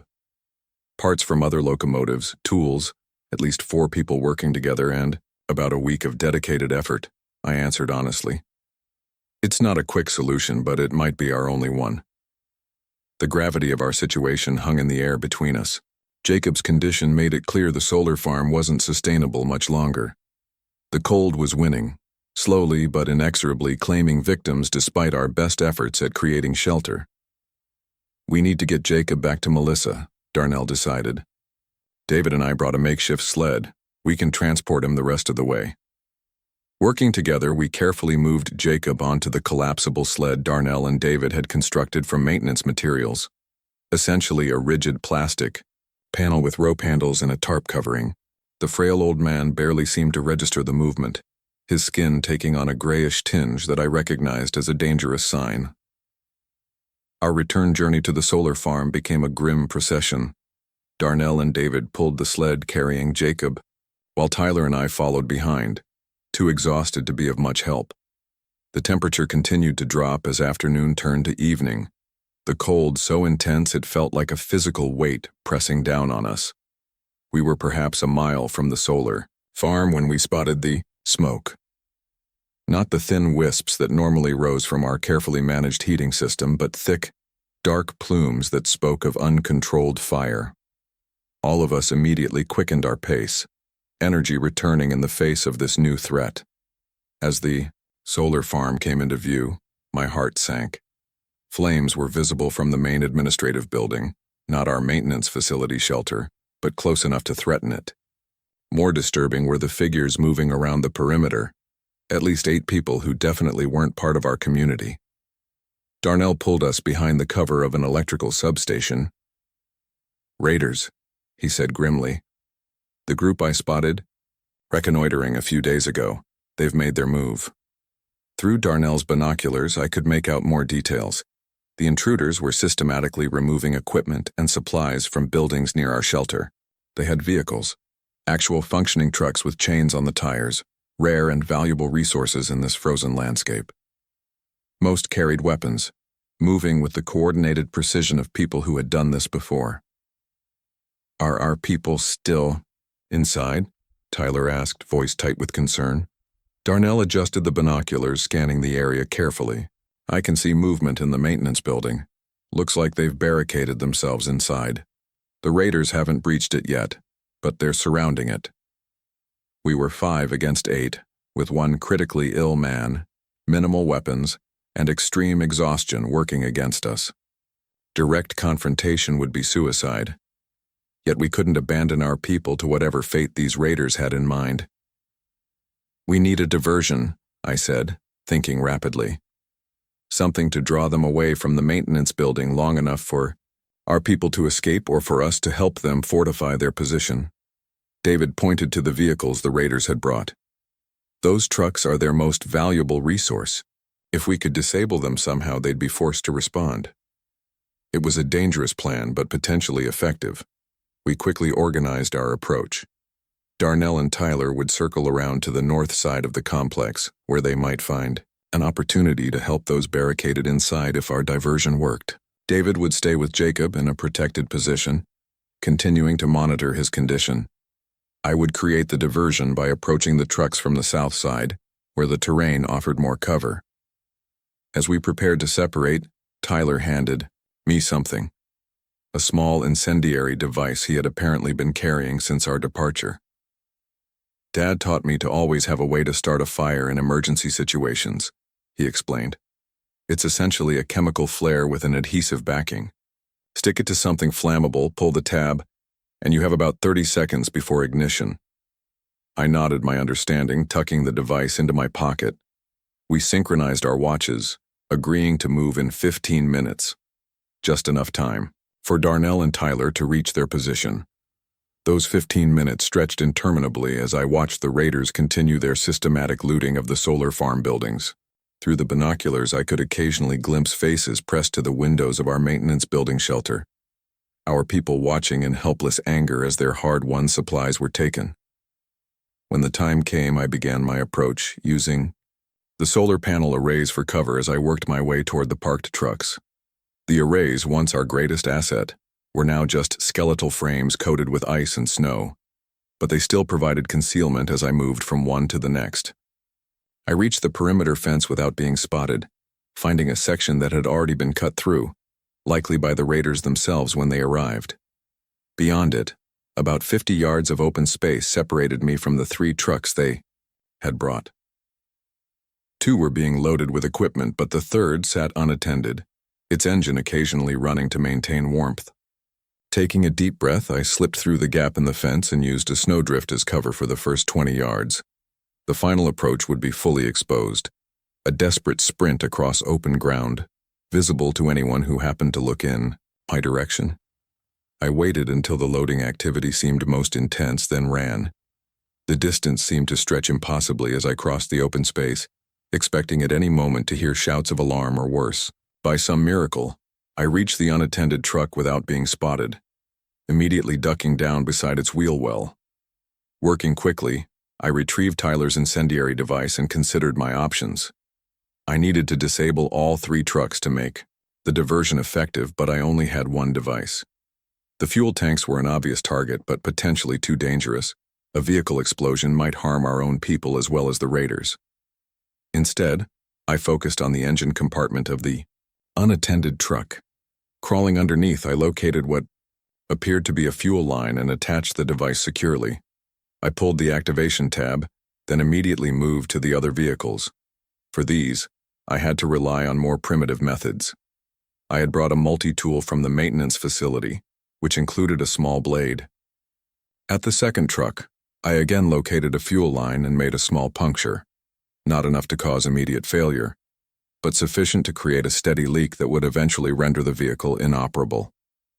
The third truck proved more challenging, as 2 raiders were actively loading it. I circled to the far side, staying low, and worked underneath while they continued tossing supplies into the cargo area above me. My hands were numb with cold, making the delicate work of creating another strategic leak nearly impossible. After several agonizing attempts, I felt, rather than heard, the small hiss of escaping fuel. I had just cleared the third truck when the first diversion activated. The incendiary device ignited with a whoosh rather than an explosion, quickly engulfing the engine compartment of the first truck in flames. Shouts of alarm rose immediately from the raiders, all attention turning toward the burning vehicle.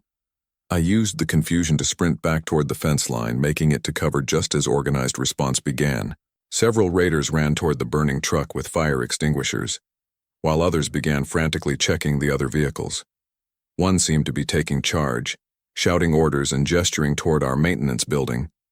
From my position, I could see Darnell and Tyler using the diversion exactly as planned, approaching the maintenance building from the blind side while the raiders were occupied. They reached one of the side doors and, after a brief exchange with someone inside, disappeared into the building. What happened next was unexpected. Rather than attempting evacuation as we had planned, our people inside the maintenance building mounted a counteroffensive. The main door suddenly burst open and several figures emerged: Melissa, Mark Williams, and Carlos, despite his illness, all carrying improvised weapons. They moved with surprising coordination, directly attacking the raiders from behind while they were focused on saving their vehicles. The sudden reversal caught the raiders off guard. Two went down immediately from some kind of projectile weapon Mark was wielding. Later I would learn it was a nail gun from the maintenance supplies, modified to increase its power. Melissa wielded what appeared to be a chemical fire extinguisher, using it not to extinguish but as a disorienting spray aimed at the raiders' faces. I joined the action, circling back through the fence and attacking from a third direction with my heavy wrench.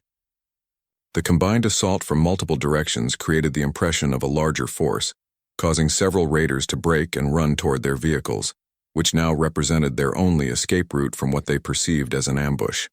The first truck was fully engulfed in flames, unusable. The second showed signs of the fuel leak I had created, with a growing puddle beneath it. The third still appeared functional, and 3 raiders managed to pile into it and start the engine. They accelerated away from the complex, leaving their companions behind. I wondered how far they would get before the leak I had created emptied their fuel tank. The remaining raiders, now outnumbered, surrendered with surprising quickness. Darnell and Mark secured them using zip ties from the maintenance supplies while the rest of us reunited with tearful relief. Sarah Williams emerged from the building with the twins, who looked frightened but unharmed. David brought Jacob inside, where Melissa immediately began treating him with the limited medical supplies we had. The immediate crisis was over, but the experience had permanently shattered any illusion of security at the solar farm. The raiders had found us once.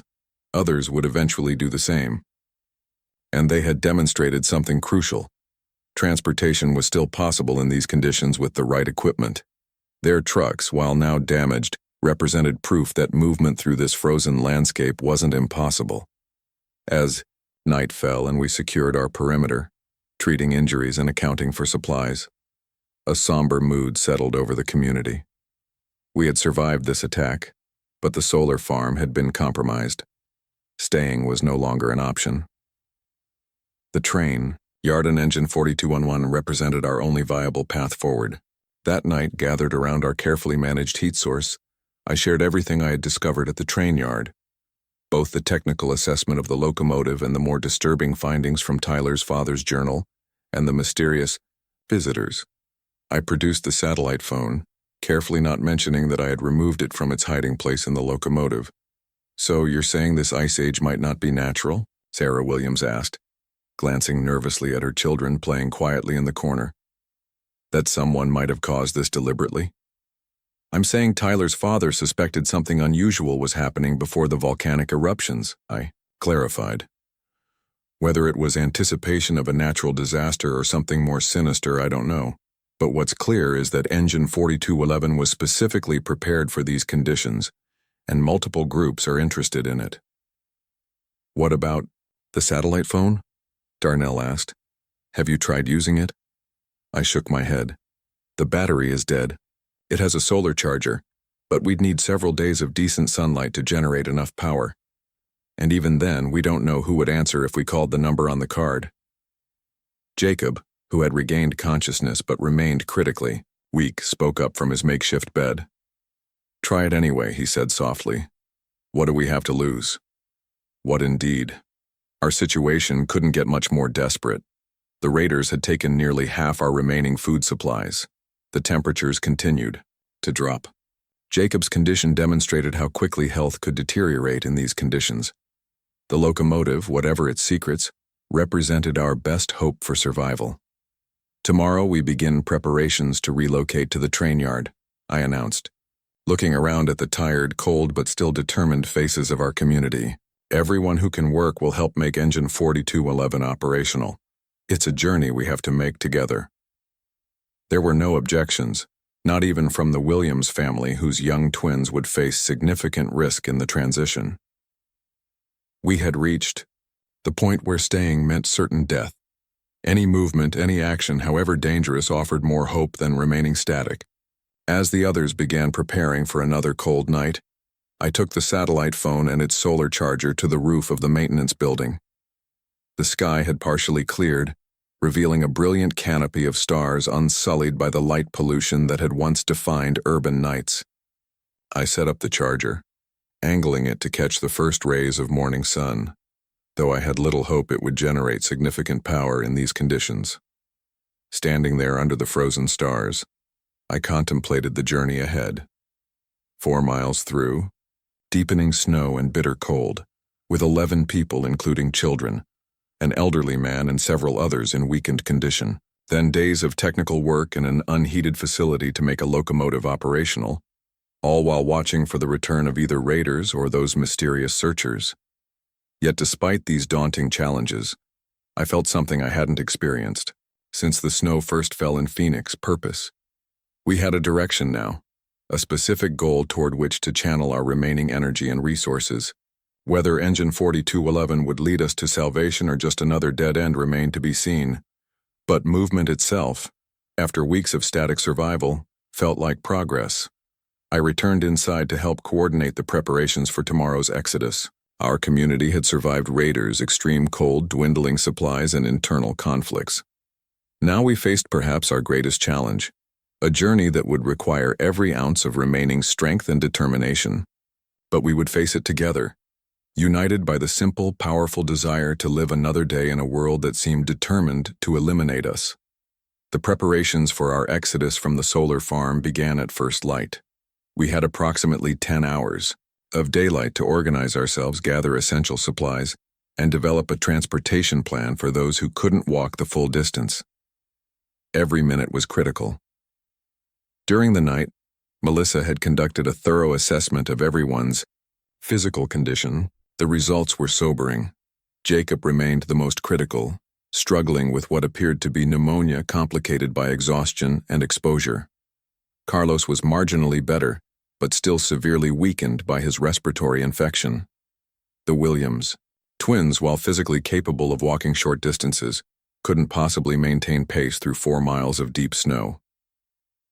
"We need to build sleds," I announced, addressing our gathered community.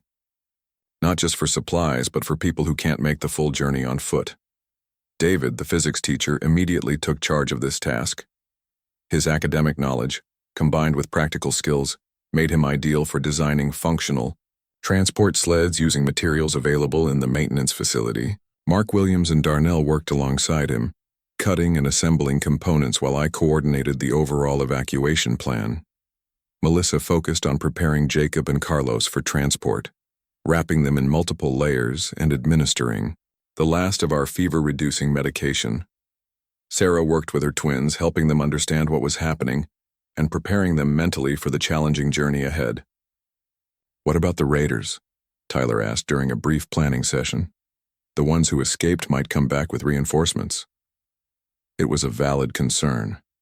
We had 3 captured raiders secured in a storage room. They had been surprisingly cooperative. After their capture, perhaps recognizing that their survival, like ours, depended on basic humanity in these desperate circumstances. Through questioning, we learned they were part of a larger group that had been systematically targeting isolated facilities with potential resources. "We bring them with us," I decided after consulting with Darnell. "We can't leave them to die, and we can't spare anyone to guard them here." This decision wasn't popular with everyone, particularly Mark Williams, who had lost a significant amount of our food stores to these same raiders. But the alternative, leaving them restrained to slowly freeze or starve, was not something any of us could morally accept, regardless of their actions against us. By midday, the sleds were ready, 5 in total, constructed from maintenance, panels, plastic sheeting, and repurposed equipment parts. Two were designated for Jacob and Carlos, with the Williams twins sharing a third. The remaining two would carry our most essential supplies, including all remaining food, medical materials, tools required for locomotive repair, and cold weather gear. The satellite phone I had retrieved from engine 4211 had remained on the roof overnight, its solar panel positioned to catch what little sunlight penetrated the persistent cloud cover. When I checked it mid-morning, the battery indicator showed minimal charge, not enough to attempt communication, but proof that the charging system still functioned. I packed it carefully with the solar panel, hoping for better charging conditions at the train yard. As departure time approached, I gathered everyone for final instructions. We moved together in a single group, I explained. Those pulling sleds, in the middle are strongest members at front and rear. We maintain visual contact at all times. If anyone needs to stop, the entire group stops. I assigned positions based on strength and stamina. Tyler and Darnell would take the lead, breaking trail through the deepest snow. David and I would bring up the rear, ensuring no one fell behind. The others would rotate sled-pulling duties, with rest periods incorporated into our pace. The journey will take approximately 6 hours at the pace we can maintain, I continued. That puts our arrival at the train yard close to nightfall. Our first priority upon arrival will be securing shelter within the maintenance facility and establishing heat sources. The reality of what we were undertaking hung heavily in the air. We were abandoning the only secure shelter most of us had known since the disaster began, venturing into conditions that had nearly killed several of us during the scouting expedition. Yet no one voiced second thoughts. The solar farm had become a trap, one that would eventually claim all our lives if we remained. At 1 o'clock in the afternoon, we took our final steps out of the maintenance building that had sheltered us for weeks. The temperature stood at 48 degrees below zero, with a light but persistent wind that drove the effective temperature even lower. The sky was a uniform gray-white, threatening more snow but currently holding steady. Our procession moved, slowly, necessarily constrained by our weakest members. Tyler and Darnell forged ahead, using their strength and energy to create a navigable path through snow that often reached their waists. Behind them came Mark and Sarah Williams, pulling, the sled carrying their twins. Next were the sleds bearing Jacob and Carlos, pulled in rotation by Melissa and the 3 captured raiders, who worked without complaint under Darnell's watchful eye. David and I brought up the rear, pulling the supply sleds and watching for stragglers. The first hour passed without incident, our pace steady if painfully slow. We followed the same route I had used during the scouting expedition, making navigation simpler though the trail had mostly filled in with fresh snow. Everyone remained silent, conserving energy and focused on the simple, exhausting task of forward movement. The second hour brought our first significant challenge. The wind intensified suddenly, driving snow and ice crystals horizontally across our path. Visibility dropped to less than 20 yards, making it difficult to maintain visual contact between the front and rear of our column. We were forced to close ranks, practically stepping on each other's heels to avoid separation. "We need shelter until this passes," Darnell called back from the front position. "There's a commercial building about 100 yards ahead." We altered course slightly, following Darnell toward what proved to be an abandoned auto repair shop. The main garage doors were frozen shut, but a side entrance yielded to our combined effort. We brought everyone inside, including the sleds, and secured the door against the worsening conditions outside. The brief rest provided opportunity to check on Jacob and Carlos.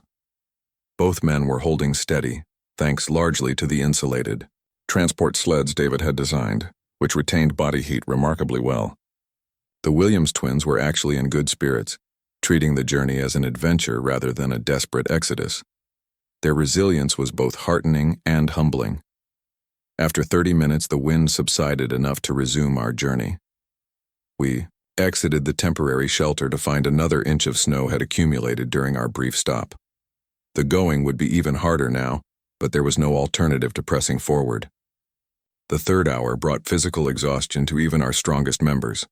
The constant resistance of deep snow made each step a deliberate act of will.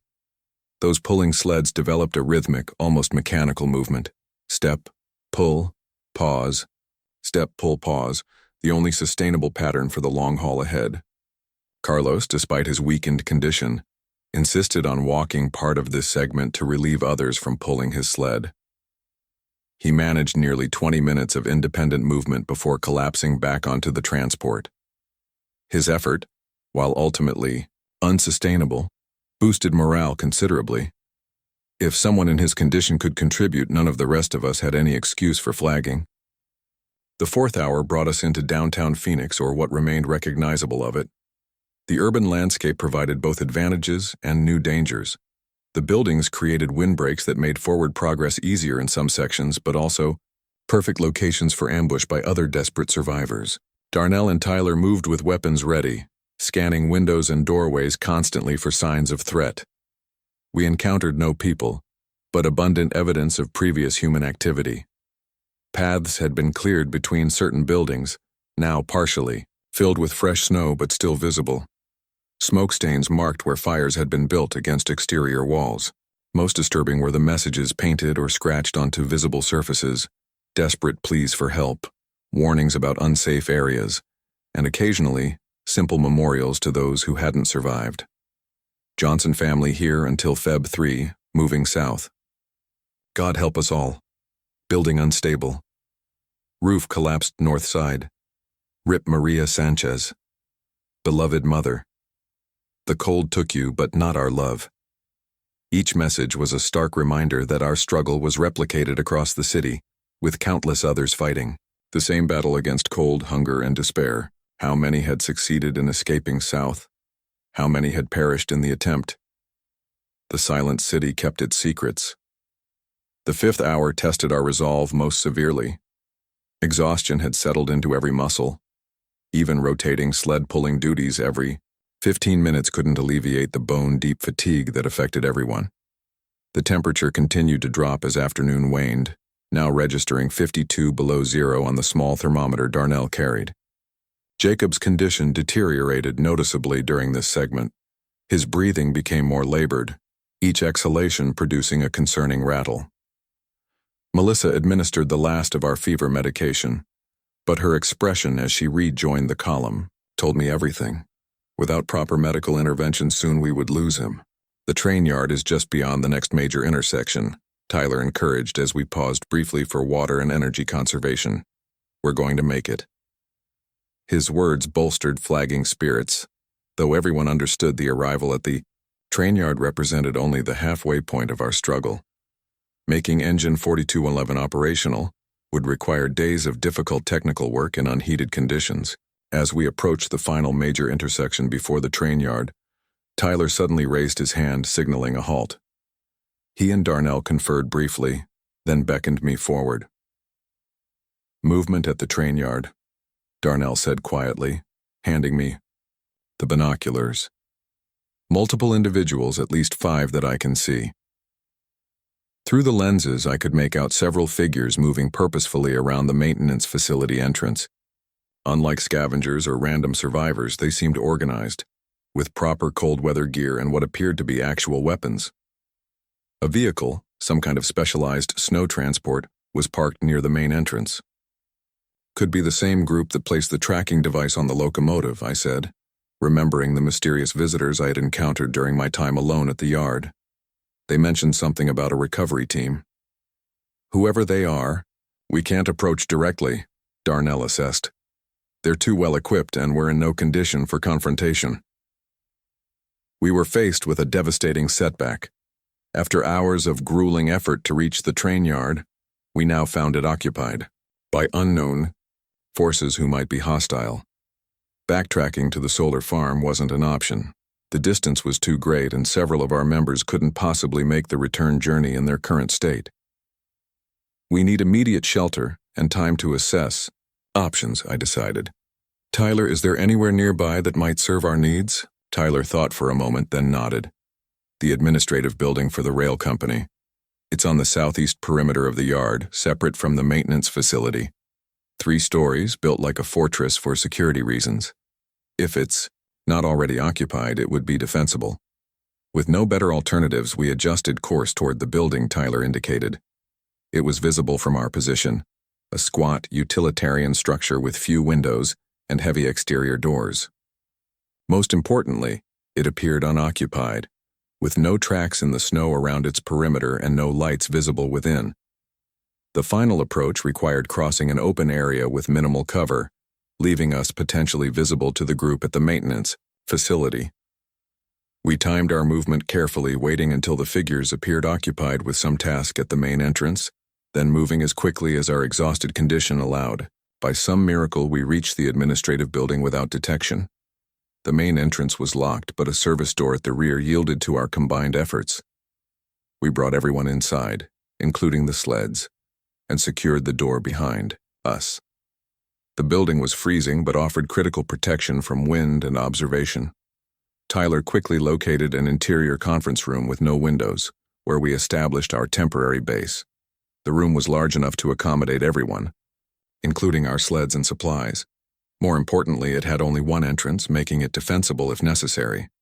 While the others settled into the space, Darnell, Tyler, and I conducted a thorough exploration of the building. The first floor contained mainly offices and storage areas.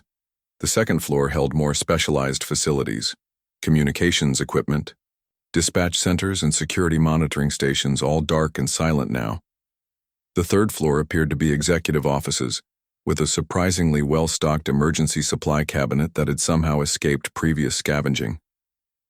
They were prepared for emergencies, Tyler observed as we inventoried the cabinet's contents. Just not this particular emergency. The supplies included heavy-duty flashlights, first aid materials more comprehensive than what we had brought, and most valuably, an emergency radio system with battery backup. The batteries were dead, but the solar charger we had brought for the satellite phone might be adaptable. We returned to the conference room with our findings and held an immediate council with the entire group. The situation was precarious at best. We had reached the train yard but couldn't access engine 4211. Jacob and Carlos needed proper shelter and heat soon, not just the minimal protection this building offered. "Who are these people and what do they want with the train yard?" Sarah Williams asked, voicing everyone's central question. I shared what I had seen during my time alone at the facility, the three visitors searching specifically for engine 4211, their placement of a tracking device, and the mysterious symbol they had painted on the locomotive. "And you think they might be connected to whatever Tyler's father mentioned in his journal? This Project Snowfall?" David asked. "It seems likely," I confirmed. They knew exactly what they were looking for, and they expected to find that logbook in a specific location. The implications hung heavily in the air. If Tyler's father's suspicions were correct, if this catastrophe had been anticipated or even deliberately triggered by some government agency, these people might represent the architects of our current nightmare. Or they might be a response team trying to mitigate damage. Without more information, we couldn't know which. "So what do we do now?" Mark Williams asked, the frustration clear in his voice. "We can't go back, and we can't get to the locomotive." "We observe and gather information," I replied. "We need to understand who these people are and what they're doing before we decide on next steps. For now, we establish a sustainable position here, care for our injured, and prepare for multiple contingencies." Melissa and Sarah immediately focused on creating more comfortable arrangements for Jacob and Carlos, using materials found throughout the building to improve insulation and warmth. David worked on adapting our solar charger to the emergency radio system, hoping to establish some form of communication with the outside world. Mark and Tyler began organizing our supplies, taking inventory, and calculating how long we could sustain ourselves in this location. Darnell, the three raiders, who had been traveling with us, and I focused on security measures, securing doors, creating observation posts with vantage points toward the maintenance facility, and establishing response protocols if we were discovered. As evening approached, I took a position at a third-floor window with partial view of the maintenance facility. Through binoculars, I could observe the continuing activity. The unknown group appeared to be preparing the specialized snow vehicle for departure, loading equipment and what might have been parts from the maintenance facility. Most concerning was a glimpse I caught of engine 4211 itself. They had somehow managed to move it from its original position, to a section of track visible from my vantage point. The locomotive appeared partially disassembled, with several access panels removed and components extracted. Whatever their purpose, they were clearly harvesting specific parts from the engine, rather than attempting to make it operational. I was so focused on this observation that I almost missed the approach of another vehicle, a larger transport with enclosed cabin and extended chassis designed for passenger transport over snow. It pulled up alongside the maintenance facility, and several more figures emerged, these wearing what appeared to be uniform cold-weather gear with some kind of insignia I couldn't make out at this distance. The new arrivals engaged briefly with the original group, then began a deliberate sweep of the area surrounding the maintenance facility. Their pattern suggested a security check or perimeter establishment. More concerning, their sweep was expanding, in a widening circle that would eventually include the administrative building where we had taken shelter.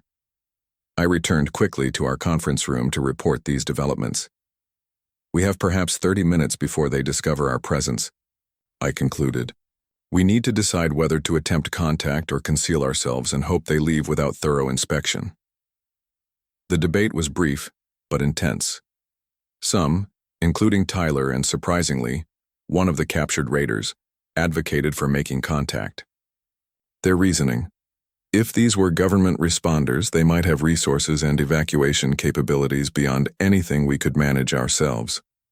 Others, including Darnell and Mark Williams, argued for concealment, noting that armed groups, with specialized equipment, had proven dangerous in our experience regardless of their apparent organization.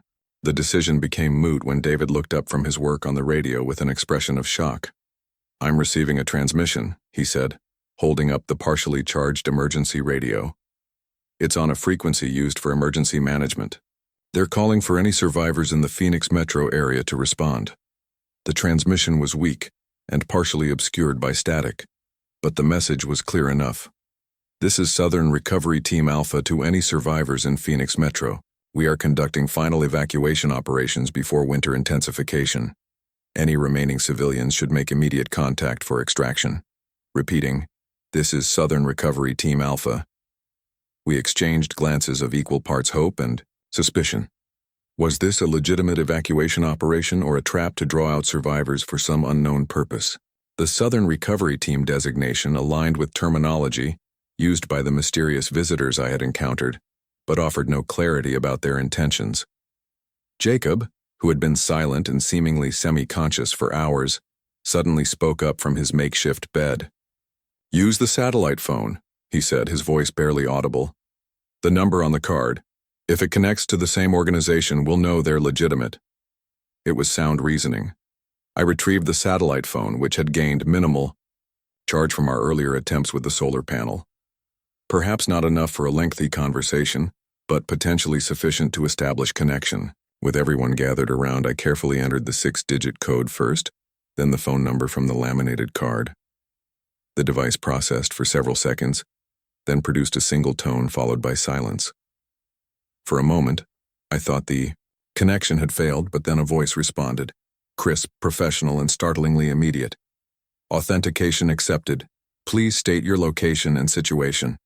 I hesitated only briefly before replying. "Phoenix Train Yard Administrative Building. 11 survivors including 2 critically ill.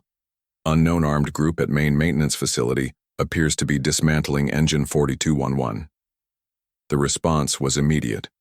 "Understood. Remain in place. Southern Recovery Team Alpha is already on site conducting final operations. They will be directed to your location for extraction. Authentication phrase for legitimate team members is Snowfall Protocol Active. Do not allow entry without this phrase." The call disconnected abruptly, likely due to the phone's minimal charge. I looked up at the expectant faces surrounding me. "It seems we're about to be rescued," I said, the words feeling strange after weeks of self-reliance, or walking into an elaborate trap. We didn't have long to debate possibilities. Within minutes, we heard vehicles approaching the administrative building. Through our observation points, we confirmed it was the same group from the maintenance facility. Approximately 10 individuals in specialized cold-weather gear, armed but with weapons holstered or slung rather than at the ready. They approached the main entrance methodically, checking the building perimeter before attempting entry. When they reached the front doors, one figure stepped forward with what appeared to be a communication device and spoke clearly. The words, carrying through the cold air to where Darnell observed from a second-floor window. Attention survivors in the building. Snowfall protocol active. We are here for evacuation before winter intensification. Please identify yourselves. The authentication phrase matched exactly. After brief consultation, we decided to respond, though with appropriate caution. Darnell and I approached the main entrance while the others remained in defensive positions throughout the building, prepared for either rescue or confrontation. When we opened the door, we faced a team leader in white and gray cold weather gear with a small snowflake insignia on the shoulder, the same symbol that had been painted on engine 42111. The figure removed their face covering, revealing a woman, in her 40s with the weathered appearance of someone who had spent significant time in extreme conditions. I'm Commander Reyes, Southern Recovery Team Alpha, she introduced herself. We're conducting final evacuation before Stage 2 weather intensification. You're lucky we found you. This is the last extraction from the Phoenix metro area. What? Do you mean Stage 2 intensification? I asked, still wary despite the authentication. Commander Reyes studied me for a moment before responding.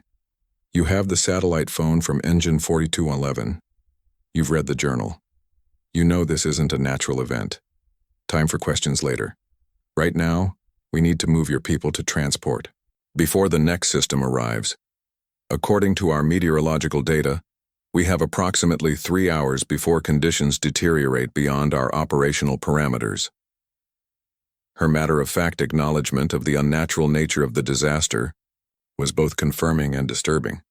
Whatever conspiracy Tyler's father had glimpsed appeared to be real, and we were now face-to-face with people who knew the full story.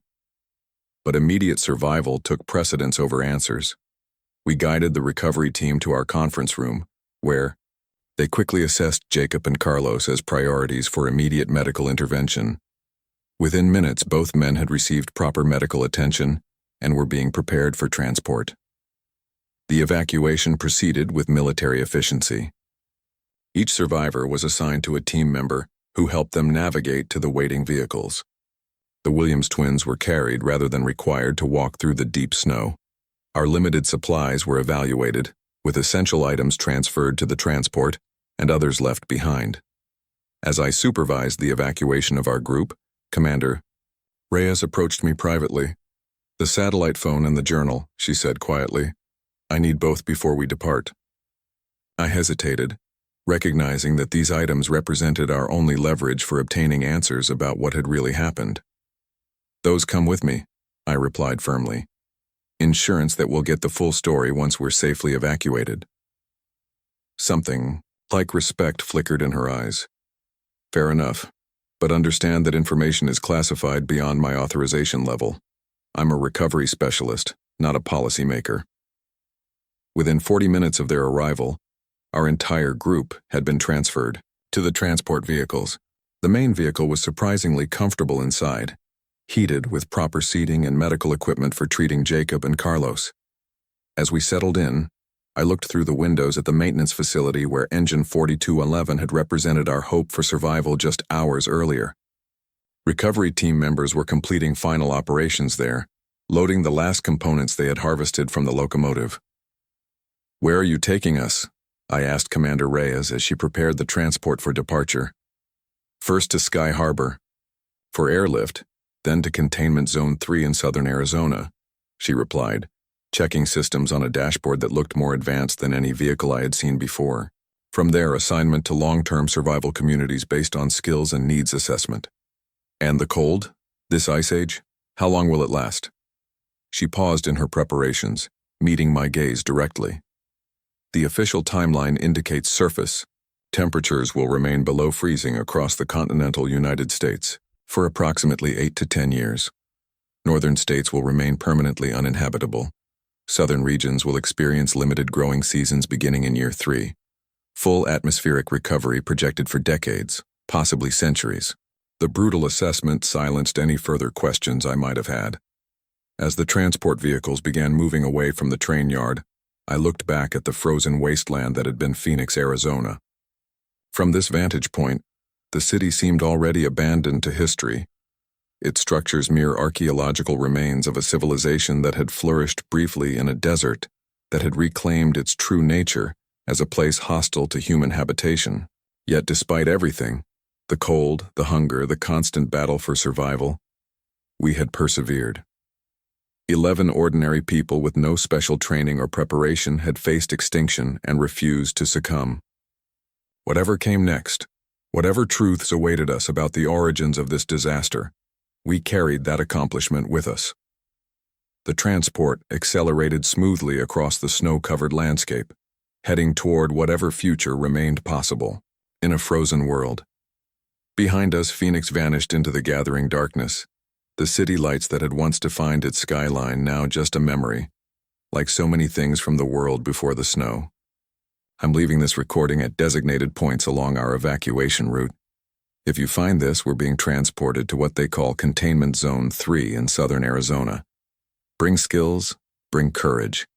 The world's frozen, but humanity can't afford to.